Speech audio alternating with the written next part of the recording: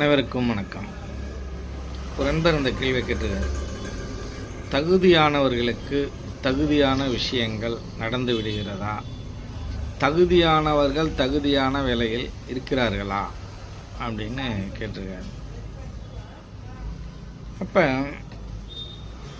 இந்த உலகத்தில் அல்லது இந்த நாட்டில் தகுதியானவர்கள் தகுதியான இடத்தில் இருக்கிறார்களா அப்படின்னு நம்ம ஆராய்ந்து பார்த்தோம்னா அப்படி இருக்கிறதுக்கான வாய்ப்புங்கிறது மிக மிக குறைவாக இருக்குது.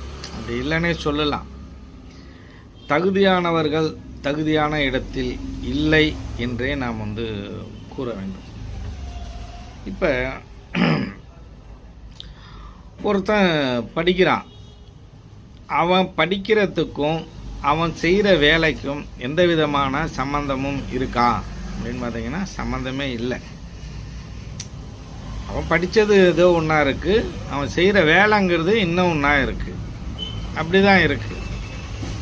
ஒரு நல்ல மனிதரை நீங்கள்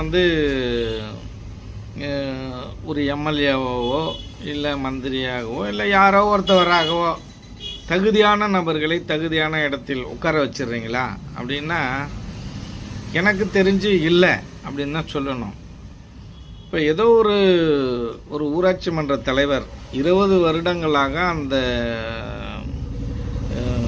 கிராமத்தையே எல்லாருக்கும் வீடு, தொகுப்பு வீடு, கட்டிடமாக 24 மணி நேரமும் மினரல் வாட்டர், எல்லா இடத்துலையும் சரியான சாக்கடை திட்டம் எல்லாமே நிறைவேற்றி இந்த பஞ்சாயத்தையே ரொம்ப அழகாக நடத்தி கொண்டு போயிருந்தார்.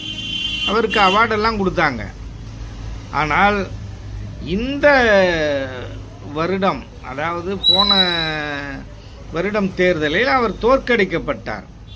எல்லா மக்களும் பணத்தை வாங்கிட்டு தோற்கடிச்சிட்டாங்க. அப்போ இந்த விஷயம் தகுதியான விஷயமா? இதே போல சுதந்திர போராட்ட தியாகிகள் அனைவரும் தோற்கடிக்கப்பட்டிருக்கிறார்கள். ஏன் காமராஜரே தோற்கடிக்கப்பட்டிருக்கிறார். அப்படி இருக்கும் பொழுது இங்கே தகுதியான ஆட்கள் தகுதியான இடத்தில் இருக்கிறார்களா அப்படின்னா கண்டிப்பாக இங்கே இல்லவே இல்லை. தகுதியான ஆட்கள் எல்லாம் ஏதோ ஒரு ஓரமாக மனக்கசப்போடு வாழ்ந்து கொண்டு இருக்கிறார்கள். தகுதி இல்லாதவர்கள் தான் 90% அந்தந்த வேலையிலேயோ அந்தந்த பொறுப்பிலேயோ அந்தந்த விஷயங்களிலேயோ வேற அதுக்கு